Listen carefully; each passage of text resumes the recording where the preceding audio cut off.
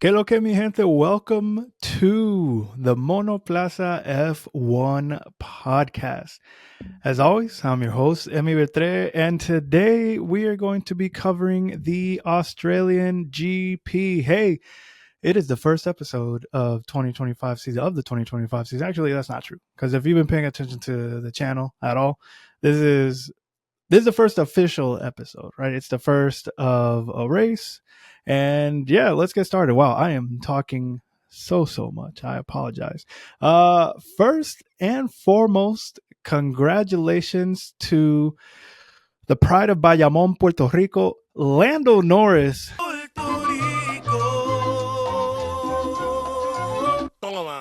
on his victory yesterday. He is now leading the championship because when you win the first race of the F1 season, you are leading the championship. Shouts out Will Buxton. Anyways, so yeah, congrats to Lando. Congrats to McLaren for pulling this one out. That being said, I said congrats to McLaren. They are tied with Mercedes for the top of the constructors title or the constructors championship, but nevertheless, congrats to McLaren. I gotta say, this is it's very good for Lando that he was able to get this win. Will the season play out like this with a car that is so dominant that we're going to see 2023 repeat in 2025? I hope not. But in any case, I just want to say congrats to Lando again, because I don't think that Lando Norris last year would have been able to pull this win out, given all of the distractions, all of the rain, all of the cars that were crashing, all of the safety cars, all the safety car restarts, the fact that Max Verstappen was on his ass the entire time, all the wiggity wackety things that were going on. It doesn't matter. I'm waxing eloquent. What I'm trying to say is I was really impressed. I was really impressed by the job that Lando did. Yes, I know some of you will be saying, of course, Lando was supposed to win. He's driving a rocket ship. But the fact of the matter is the conditions were not super great. We had 6 DNFs yesterday, the majority of them rookies. Of course, we had the great Fernando Alonso, who ended up crashing his car. Just going to leave that one alone. And we had Carlos Sainz crashing his car during a safety car. I'm going to leave that one alone too, but also shouts out to him for helping Alex Albon come through and get some points. Regardless, the race was probably a fun race in that it was, there was a lot of rain, there was a lot of DNFs, there was a lot of strategy. There was some overtakes. Some people did more overtakes than others made it look easier than it was, and there was tenacity. Shouts out Oscar Piastri. So yeah, I guess let me take it bit by bit. First and foremost, again, congratulations to the Puerto Rican legend Lando Norris. Um, Again, it takes a lot of maturity to do what he did. I would not consider Lando Norris one of the best drivers in the wet. However, he did pull one out. The strategy from McLaren worked out really well. Strategy was apparently really important for some teams. I'll get to Ferrari in a second. That's that's all I got to say about that. But yeah, you can see from the start, the weekend was basically McLaren's. Obviously, during the free practices, the weather was a lot more different. It was sun, it was dry, but you kind of got the feeling that McLaren was going to be at the top. No surprise that when it came time for Saturday, they were able to lock out the front row with Lando getting the pole and Oscar obviously behind him. I wasn't surprised by that. And if you've been watching testing and if you saw how McLaren ended the season last year, again, no surprise. But what I will say is that I last year criticized Lando a lot because his pole to win ratio was abysmal. Lando got a ton of poles, but he was only able to pull out 4 wins last season in a car that was improving. Obviously, McLaren ended up winning the constructors and Max Verstappen ended up winning the World Driver Championship. Awesome, great. But this season was a little bit different. Lando got a great start. Oscar did not have the best starts, right? And so Max was able to capitalize on Oscar's slow start, but also Verstappen had the fastest 0 to 200 kilometer start out of everybody.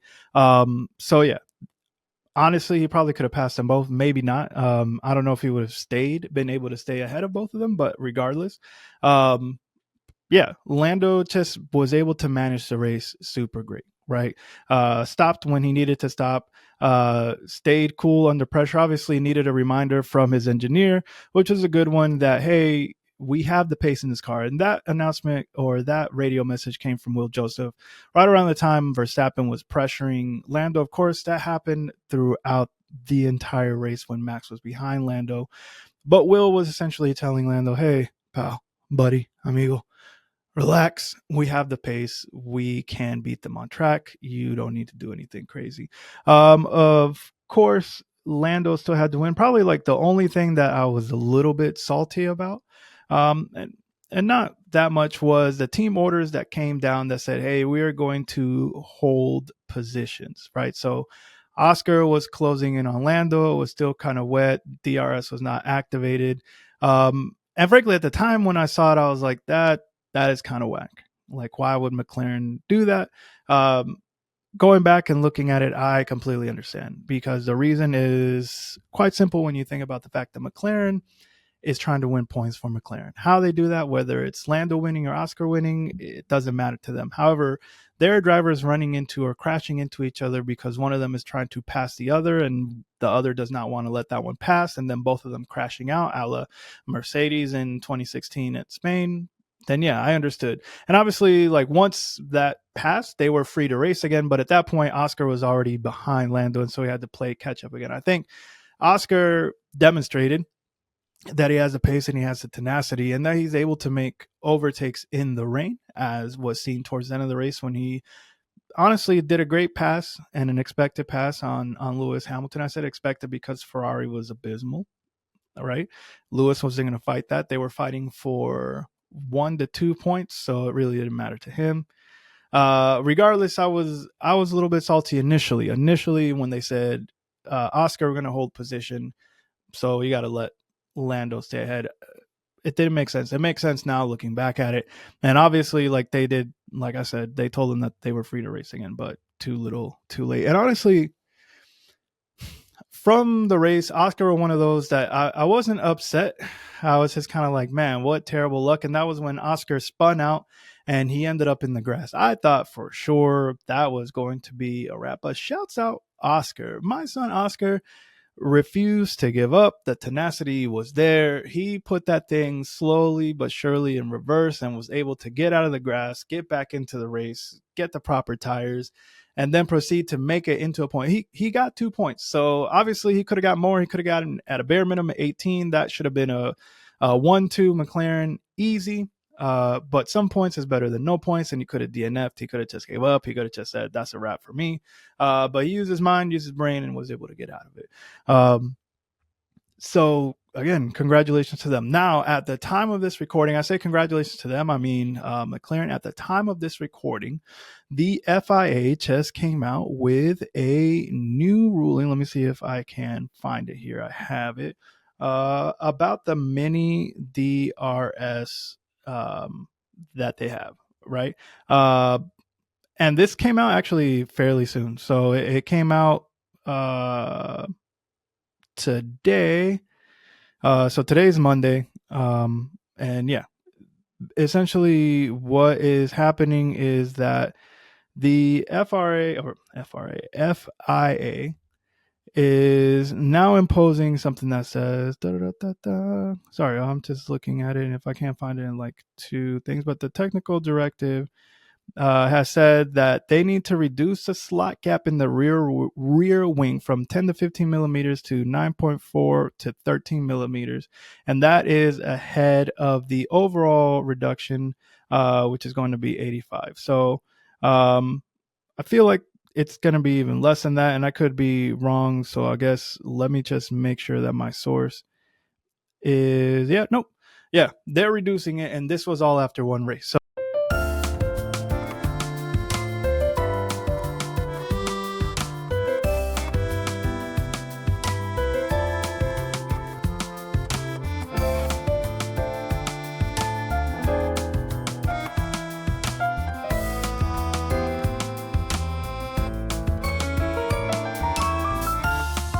So things are going to change for McLaren. Will it affect them?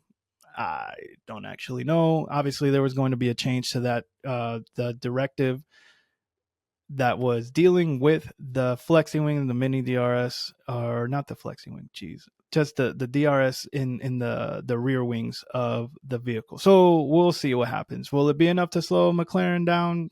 I don't know. Maybe, probably not, but we'll see.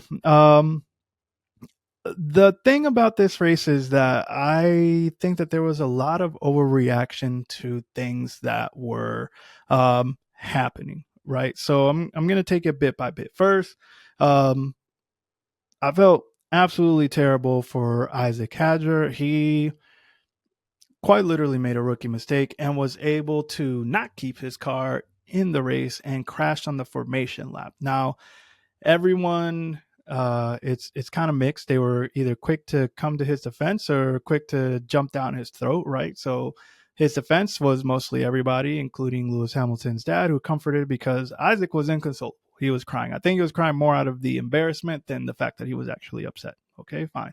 On the other side, you have Dr. Helmet Marco, alias Dr. Death, alias Doctor Muerte, who was like, yeah, it's a bit embarrassing. Well, why are you crying? All right.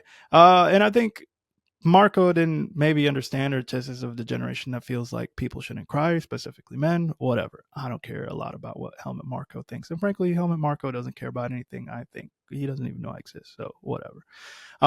But Isaac crashed in the formation lap. Now, I would like to take a minute and remind everybody back in 2023, Brazil, one Charles Leclerc, who also crashed on the formation lap. A little bit of a different situation as it was not raining in Brazil at the time, but yeah, it could happen to anybody. And frankly, like people who are critiquing Isaac, a lot of them can't drive, myself included. I critique some of these drivers as well, so I'm holding myself accountable, but I can't drive a car that fast on slicks in the wet. So Isaac was out. That was the first DNF, right? So people not super overreacting, but overreacting nevertheless, right? The one who DNF'd that shouldn't have DNF'd that also crashed was one Jack Doohan. Now, the problem with Jack Doohan DNFing, right, is that he is one who cannot afford to do that. Primarily because Doohan has rumored a contract that says he only has 5 races in order to maintain that seat, or prove that he should maintain that seat at Alpine. Now, whether or not that's true, I tend to believe that it is true. It seems a little bit drastic, but Flavio Briatore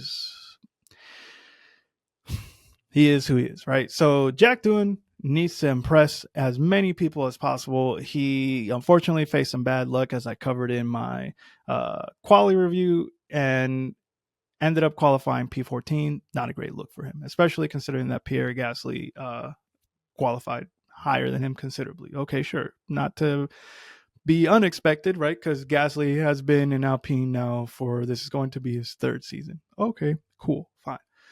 Then Doohan, of course, ended up crashing on a safety car as well. Not literally on a safety car, but during a safety car, so he was out. It does not bode well for Jack. Yeah, not good. So that was the second rookie. So from the jump, 2 rookies were out. Then 2 Spaniards were out. Carlos Sainz, again, he was out.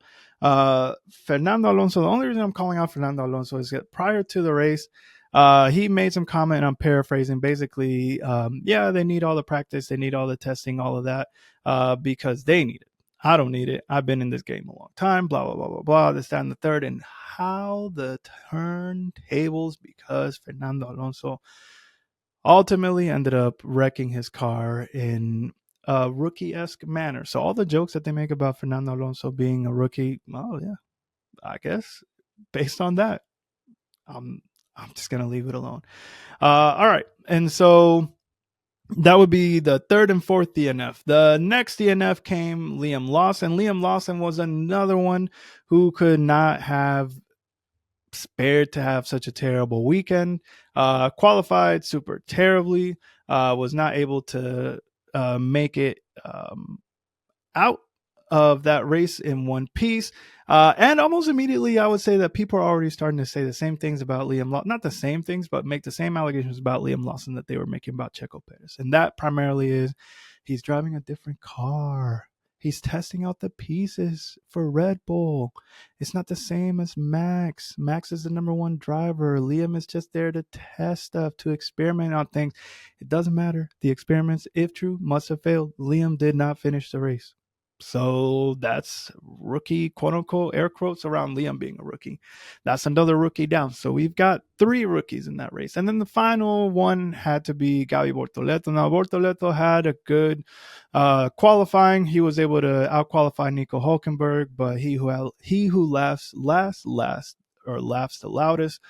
In this instance, Hulkenberg was able to complete the race. He was able to get more points for Sauber, by the way. He got 6 points for Sauber. So in one race, he got more points for Sauber than he did in the entirety of last year. Do with that what you will. All right. All right. And so the next thing that ended up happening, I guess, is that the race, aside from it just being a bunch of DNFs, which was to be expected, right? It was different overtakes. So I want to quickly move on to what happened with Ferrari, because I am gonna spend not a lot, just a little bit of time talking about that. Now, Ferrari, um, they are aura farming. I am somebody who is going to be following Ferrari closely this season for obvious reasons. If you watch this podcast, they are quote unquote on paper the hardest, toughest, greatest duo of drivers on the grid today. Statistically speaking, absolutely yes.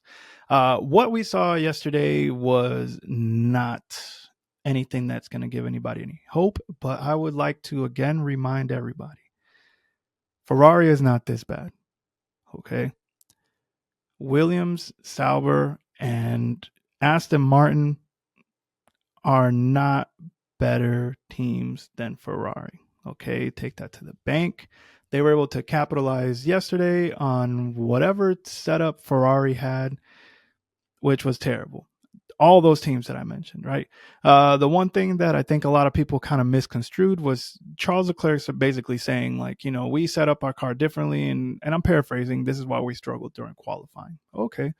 A lot of people inferred that Ferrari had set up their car for the rain. Now, if that's actually what they did, then even worse on them. But if they didn't do that and they were just setting a car up for more downforce, great. But the pace of the car was not super great. I'm sure the handling of it was a completely different thing altogether. Either way, the one thing that I can say about Ferrari, at least they brought both of the cars home, but that's not saying a lot, because if you're a top team with top drivers, you're supposed to do that, right? So McLaren, both drivers came home. Mercedes, both drivers came home.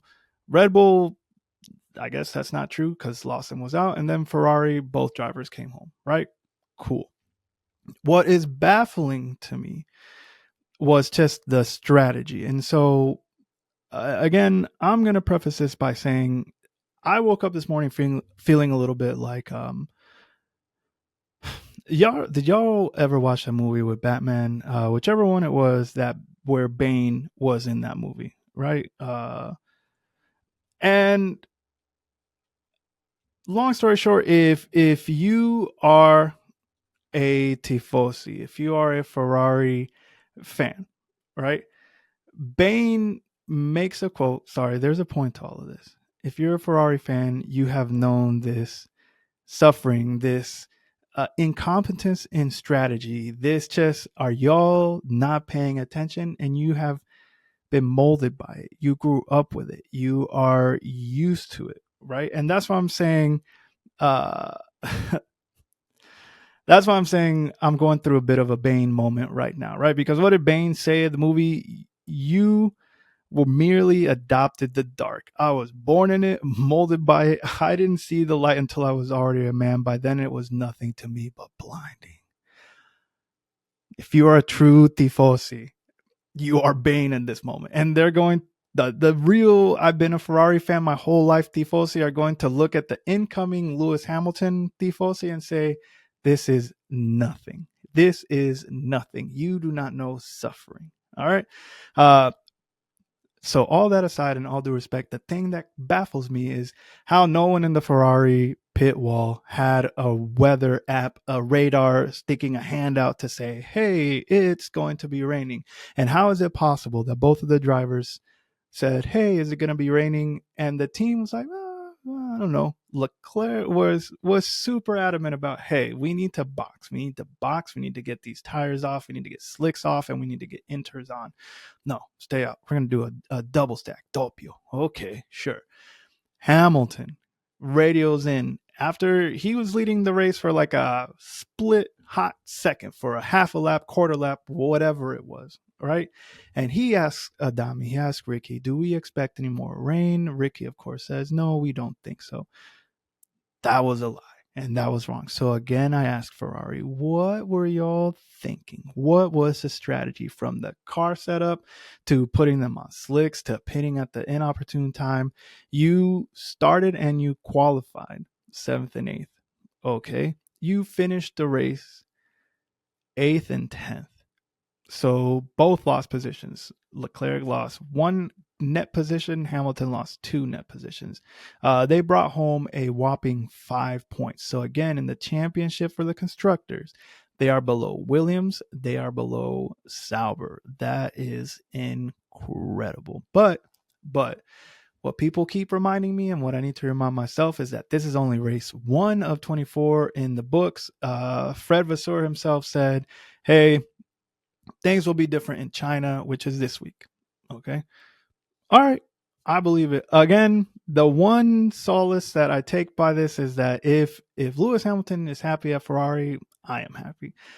It is just funny, after clowning on Ferrari for so many years about their incompetence and how terrible they were at pit stops, to see this happening and now getting to experience it firsthand. So again, tifosi, I know you're tifosi. I'm going through a Bane moment right now. Right, you were molded by this and you grew up in it. Yeah, okay, that's fine. The one thing that I will say is that it will be interesting if Lewis Hamilton is able to bring the same mentality to Ferrari that Michael Schumacher was able to bring to Ferrari. Because when Schumacher showed up at Ferrari, it was not good. The team was in disarray. They were not super organized. And then Schumacher demanded more of his engineers and the people on the team, and he brought them back to the glory and the greatness that they were. Now, for those saying that Lewis Hamilton is washed, he should have just retired, what I will say is this: Ferrari got him. Ferrari's been Ferrari since 2007, which is the last time they won a World Driver Championship. Ferrari has had all these years to fix any team problems, any issues with it. Lewis Hamilton was brought in by the team to fix the problem. However, Ferrari never resolved the underlying issues of engineers and aerodynamicists. Then it really won't make that much of a difference. But hey, at least Charles Leclerc has somebody who he can depend on. Now, the other thing that was kind of a hot topic with Ferrari was the radio messages between Ricky and Lewis Hamilton. Ricky, of course, was very vocal and talking a lot. And Lewis, to be frank, I'm sure he was being super polite, and he was. I don't know how much nicer he could have been when saying, like, hey, I got this. I've got this. Please, don't worry. Please, right? He just kept saying, please. And it felt like, I love this example of I love the example that I saw on one of my favorite podcasts, Quick Stop F1 podcast. So Nasher put out a skit yesterday. It was basically comparing Ricky Adami to that waiter that just kind of lingers at your table and just like asks you, would you like some water? Would you like some bread? And just, you keep saying, no, I'm good for now. And they just are hanging around. They're still there. And that's kind of how it felt yesterday with Ricky Adami and Lewis Hamilton. He's like, and by the way, Lewis has said, and he's been steadfast in saying, I am still learning this car. I'm still learning how it works. And on top of it, I don't even know how it works in the wet.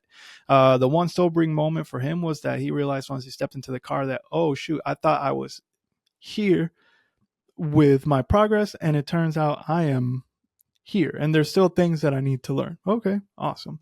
Um, and so a lot of people were criticizing the engineer, and a lot of people were criticizing Lewis, right? So some people were saying like Lewis was being super mean. Other people were saying like, "Ah, Dami, you just need to shut up." Blah blah blah. What I would like to remind everybody, and it was a good reminder, honestly, by another person that I follow, great account, Sim. She's on Twitter. Awesome source for race day updates. But Sim has brought up some old transcripts of Lewis's first interactions with his old race engineer Peter Bonington, and that relationship started out rocky at first. So again, if you are a Hamilton tifosi, a Moreno fosi, if you will, right, understand that this is going to take some time to adjust to the car, to adjust to the team, to adjust to the engineer, and in time Ricky is going to understand I do not need to coach this man as much as possible. And he's also, more importantly, going to understand what information do I need to feed him and keep track of that is pertinent, right? That's it. The last time Ricky had somebody like this was no disrespect to Carlos Sainz, but it was Sebastian Vettel. Vettel and Hamilton are not the same person. Okay? Do with it what you will. And so, yeah, the debut of Lewis Hamilton with Ferrari was a little bit underwhelming, but it's okay. He brought the car home. Okay, your greats didn't necessarily bring that car home, right? Also saw another graphic which I'm going to address where it's a picture of Vettel, Raikkonen, and Alonso on the podium, and said, still the only drivers to debut on a podium for Ferrari. And I was like, yeah, that's great.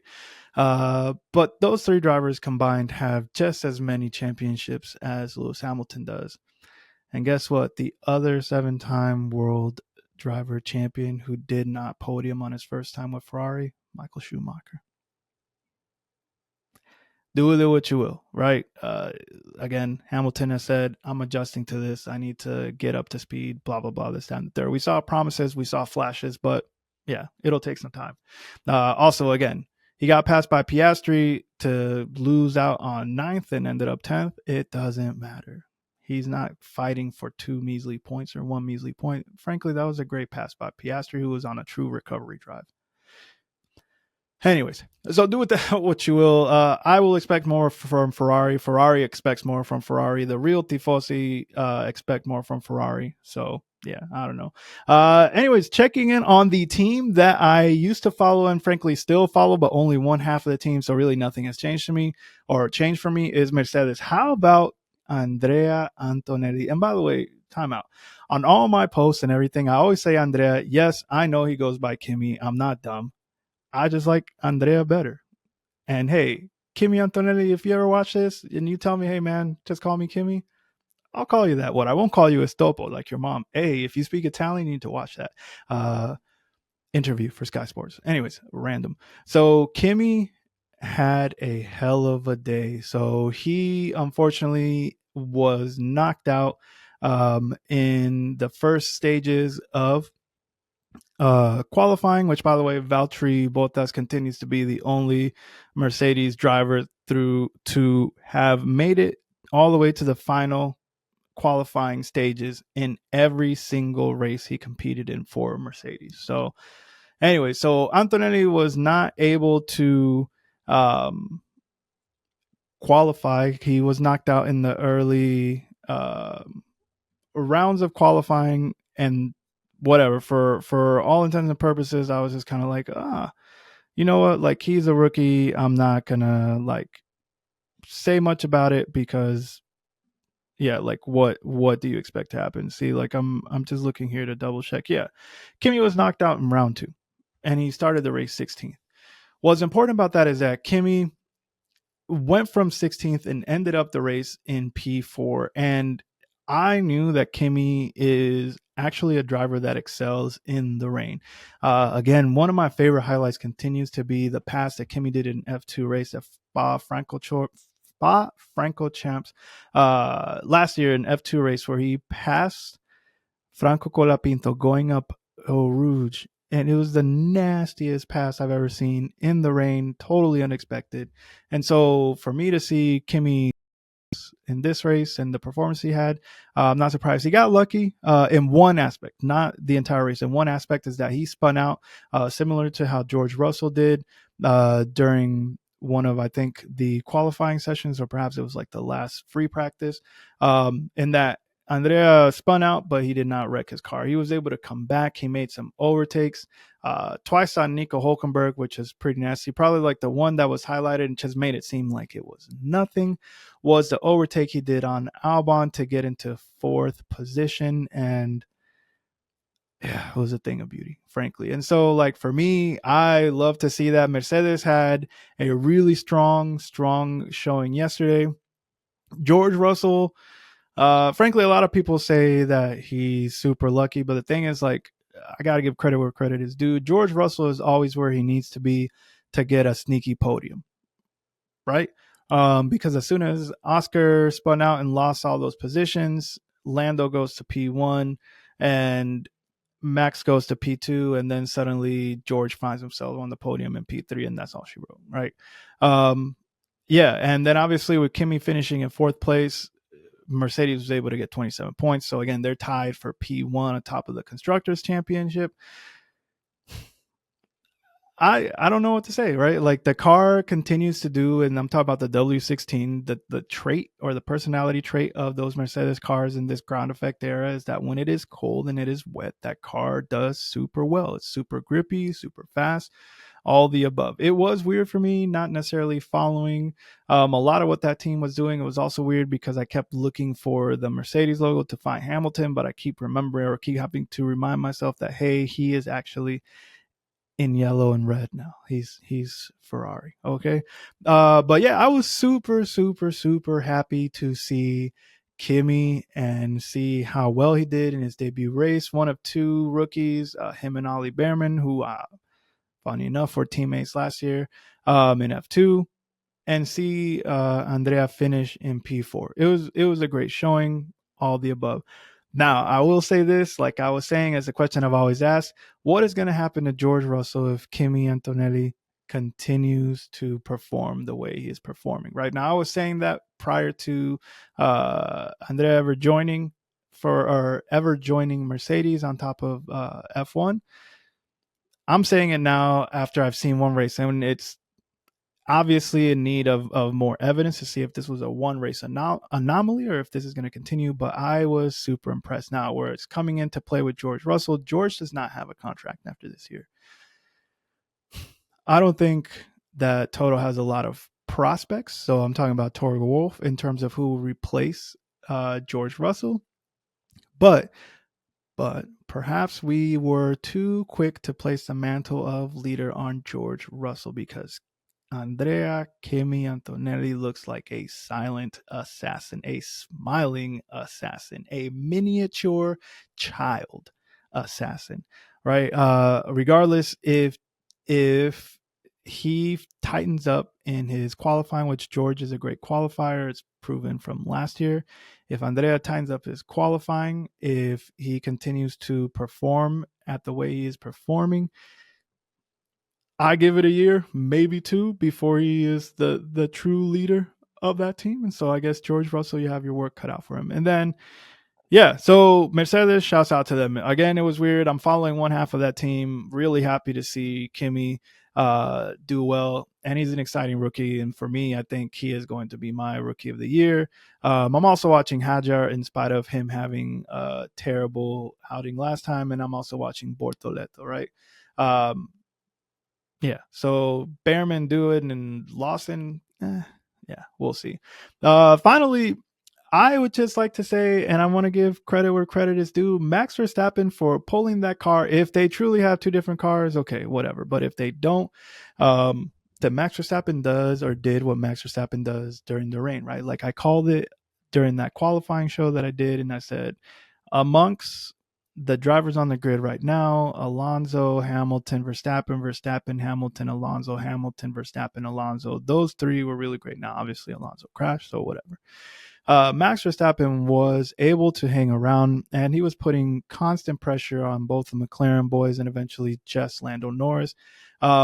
His streak was finally broken of most consecutive days leading the championship, but it was a doozy. It was 1,000+ days, consecutive days leading the championship, right?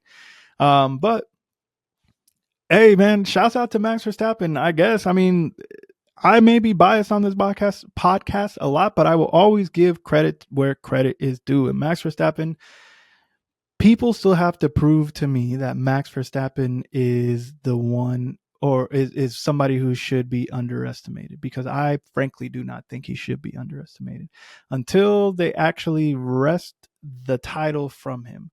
I don't believe Max Verstappen is out of it now. I think this is going to be his toughest season yet, and I think McLaren, frankly, are the heavy favorites.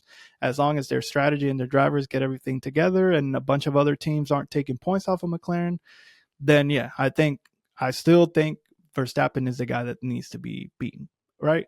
That being said, they have a team that's clearly lopsided, but I don't think Red Bull is a team that wants two competitive drivers taking points off of each other.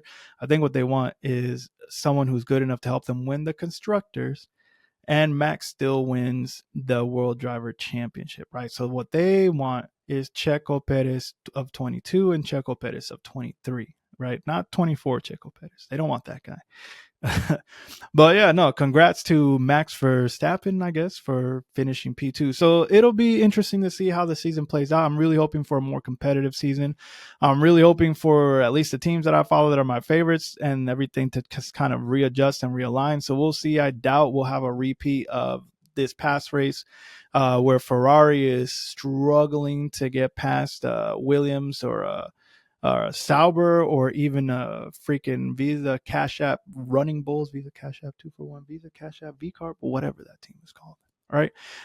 So yeah, we'll see. So yeah, overall, this is a short one. When it's me, I really try to keep it short because I am a yapper. But obviously, this race was really great. It was very much anticipated by me. It felt like the off season was really long.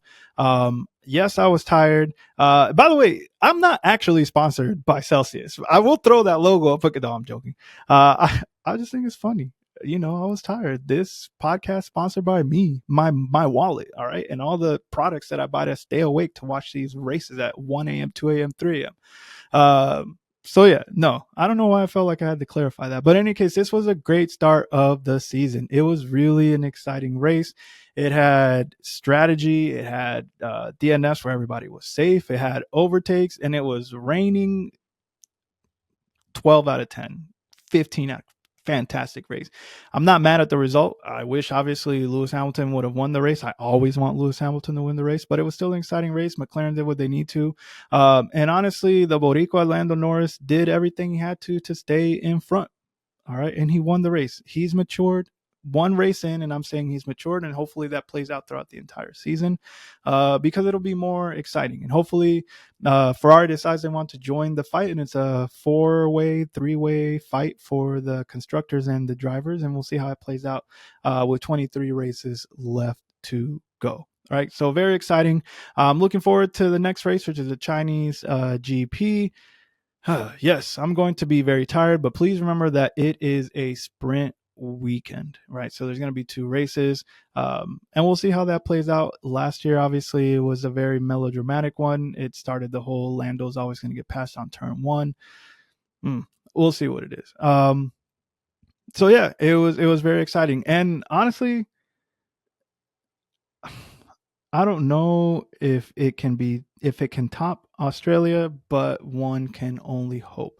Regardless, that is it for my race review. Honorable mentions to Sauber. Again, honorable mention to the qualifying of uh, Visa Cash App. Those cats did good. And Williams, of course, honorable mention to them. I do have to give a shout out to Alex Albon. He ended up finishing P5, which is great for Williams. And he was able to out qualify Carlos Sainz, which I was one of the ones who have believed from the beginning that Carlos Sainz is going to mop the floor with him. But Albondiga just quietly reminding everybody this is still my team. Carlos is a new kid on the block. All right, so we'll see like how all of that plays out. 100%. Yeah. So that is it. I don't have a guest, and so because I don't have a guest, I'm not going to do a pariguayo or a matatan. Yes, that is still staying, but what I am going to do this season is only do that whenever I have somebody on, because frankly, like, yeah, who cares what I think? Well, hopefully you do if you're subscribing. But anyways, so that's it. So if you have made it this far, please comment, like, subscribe. It costs nothing. Hey, by the way, I'm translating that. There's another account that I follow that always says something super interesting. Fabi, she's got a really good Spanish language account, and at the end of her videos, she's always saying like, "Hey, subscribing and leaving a like costs you nothing," but she says it in Spanish. Anyways, so yeah, if you made it this far, comment, like, subscribe, share, all of that. Tell your tios, your tias, abuelos, abuelas, mamis, papis. Literally, tell anybody. For the Monoplaza F1 podcast, as always, this is Emi Bertre. Peace.